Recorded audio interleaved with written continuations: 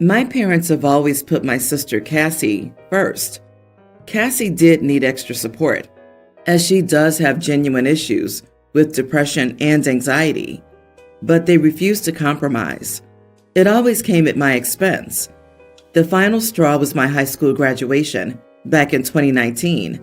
Cassie had a pageant at the same time. The plan was for both of our parents to attend the first half of Cassie's pageant.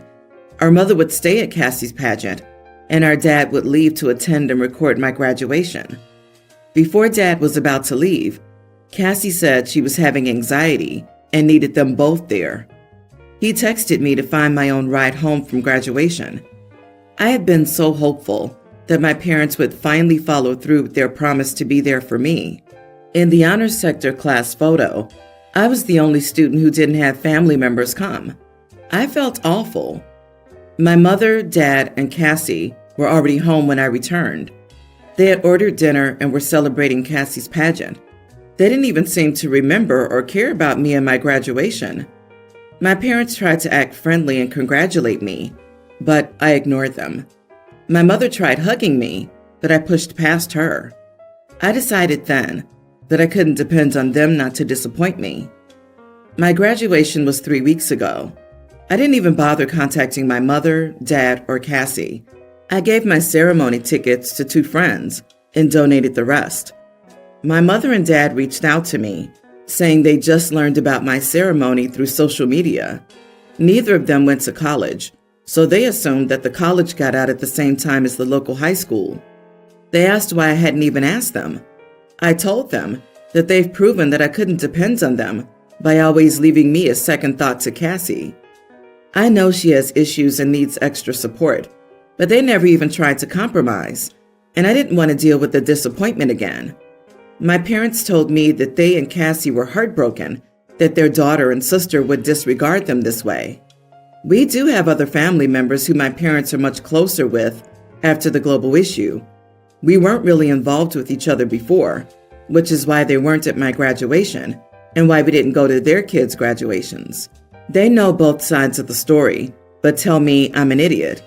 They said how my parents felt so bad about my high school graduation and that I was being selfish, and that I denied my parents the chance to make it right and finally be able to put their guilt behind them. I switched my social media to private to avoid these comments, but now I'm worried that they're right and that I have been selfish in not understanding Cassie's needs. Am I the idiot? Excuse me? In what world does a pageant trump a high school graduation? I'm so sorry that your parents didn't do better by you. Your family failed you a second time by treating you badly again, by allowing others to call you selfish and an idiot. Congratulations on your achievement. Absolutely 100% not the idiot. Not even close. Like, not even a tiny bit. Why would you trust people who've consistently let you down and failed to celebrate your achievements? Even if your sister was genuinely having an anxiety attack and your dad decided to stay with her, why didn't they rush from her pageant to pick you up from graduation? Why did they celebrate her pageant? I'm sure it wasn't the only one. Why not wait for you? Why assume that college ended at the same time as high school? Why did it not even cross their minds to think, OP's graduating college this year. I wonder when it is. Why did it take seeing something on social media to make them reach out? Also, university commencement dates are set years in advance and are shared on the website. OP's parents could have very easily searched online to find the date, if asking their own child about it was too difficult. They aren't heartbroken at all. They're guilt-ridden. I can only assume that they didn't have the excuse of Cassie having an event to cover for them and are getting questions from other family members who are rapidly doing damage control and trying to pin you as the bad guy. And I'm pretty sure the relatives don't know the full story. As damage control, OP's parents are telling people that they were asking OP about the graduation day, and OP wasn't answering them, so they couldn't possibly know that OP was graduating or when they were. I'm wondering if they even know what major OP is in, or if they cared enough to ask for more than just, "What major are you selecting?" Good point. Also, Cassie's needing both parents at her pageant sounds like sabotage by Cassie. And if she's so anxious, she probably shouldn't be participating in high-pressure competitions. Clearly not the idiot. I would think long and hard about what kind of relationship you want with them moving forward. Protecting and prioritizing yourself should come first for you. I take my toddler son to the kids' playground several times a week. He loves the swings and the slides. Today, a dog owner with a 10 to 15-pound dog was at the playground. Never seen this guy before. He was letting him play on all the equipment. I don't think he even had a kid with him. A few kids were using the equipment, including my son. Some of the kids were playing with the dog. My son is scared of dogs. We don't have one, and he isn't used to being around them. It's just not something he's used to. He tried to go play, but he was running back to me anytime it would get close to him. I asked the owner to keep his unleashed dog away from the playground. He immediately gets defensive. He says, "No, you're the only one with an issue, and my dog deserves to have fun too." I respond by saying, "Playgrounds aren't for dogs. You shouldn't be here." He says to leave him alone and that I'm an idiot. His dog is still running around and even approached my son, looking to play. Of course, my son runs back. We pack up prematurely and leave. We start arguing again, and words are exchanged. Am I wrong here? You're definitely not the idiot then. I'm not sure how I'd proceed in your shoes. Public shaming usually works. Take a video of the guy and the dog unleashed at a park, saying he's breaking the law and he's unwilling to leave, which is prioritizing his animal over the children there. I'm sure there are better solutions than mine, but this is a sticky situation because even though you're right, he's an idiot and won't care. I mean, if there are no signs prohibiting the dogs on the playground, then technically he has every right to allow his dog there. I understand why you want him to leave, but if he had every right, he wouldn't have any reason to listen.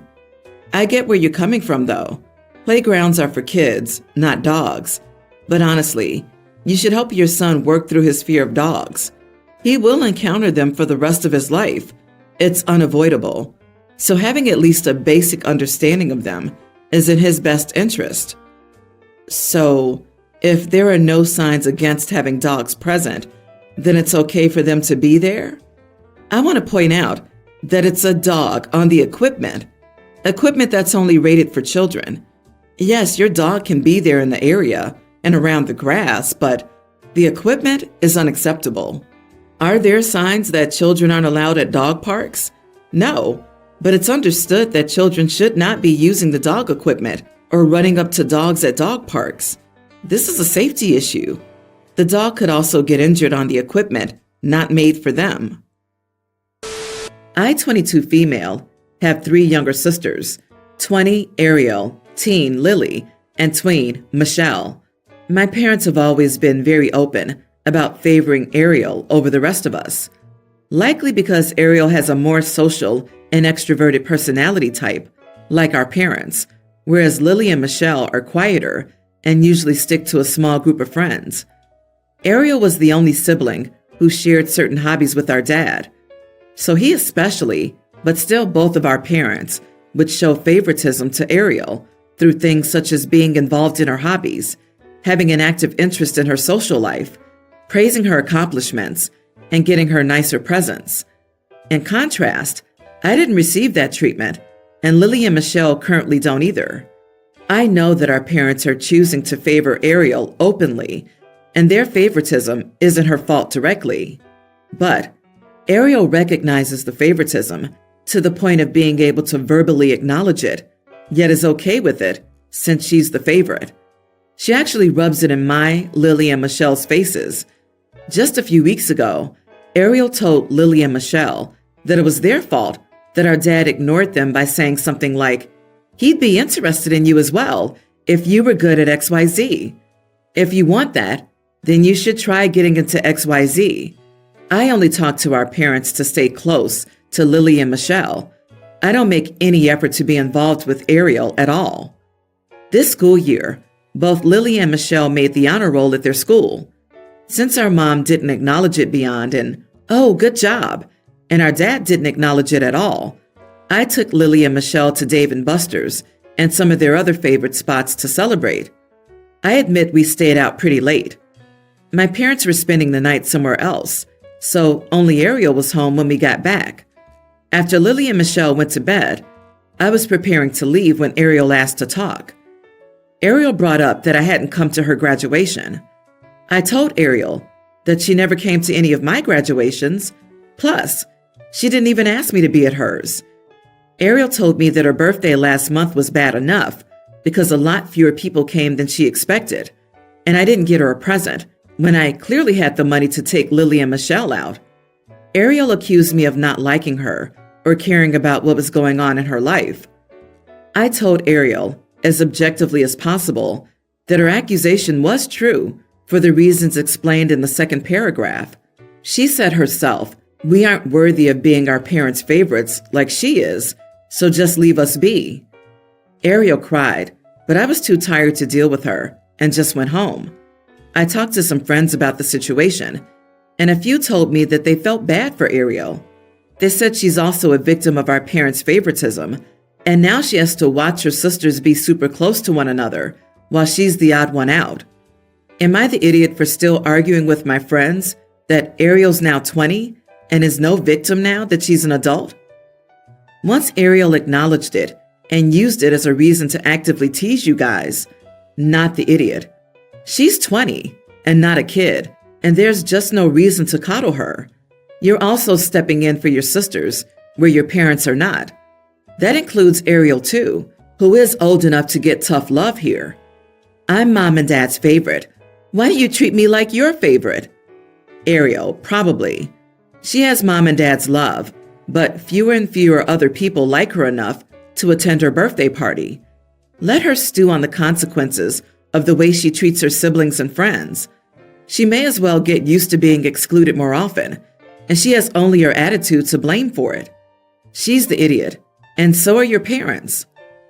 Considering Ariel's advice, just be better at the things they like, I wonder if she honestly does enjoy what her dad does, or if she feels like she has to win their approval.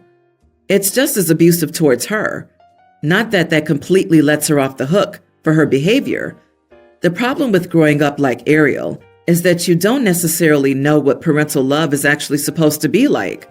She may well believe that it's how kids need to earn their parents' love. After all, how is she supposed to know if she's never been shown a healthy parent dynamic? My sister and niece, pre-tween, fell on hard times and needed a place to stay. My wife and I have a daughter, 1 year older, and live in a 2-bedroom townhouse, so there isn't too much space, but we wanted to help out. So we have my niece in my daughter's room and my sister's on the couch. My daughter and niece already had some problems with sharing the room. My daughter's a light sleeper and doesn't like any light or noise, but my niece is scared of the dark and sleeps with a fan or noise machine. We're able to compromise on that, but then my daughter brought up the issue of my niece getting up in the middle of the night and bringing my sister to their room to redo their nighttime routine. It almost always wakes my daughter up. I told my daughter that she could lock the door whenever her niece left the room to get her mom. Now my sister's complaining about my niece getting kicked out of the room every time she gets up to get water or go to the bathroom. Her having to sleep on the floor whenever she needs to give her daughter the couch. I told her that I told my daughter to lock the door when her niece wakes her up, and if she doesn't want to sleep on the floor, tell her niece to stay in her bed at night. Now my sister wants to keep my niece's mattress in the living room, but there's nowhere for her to put it during the day, so I said no. Now she's complaining to my wife, who says our daughter and I are being rude, and I need to stop locking my niece out of the bedroom. My sister also threatened to stop babysitting.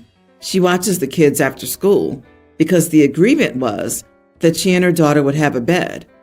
Apparently, I'm going back on that. I told her that if she stopped contributing to the household, she and her daughter could leave.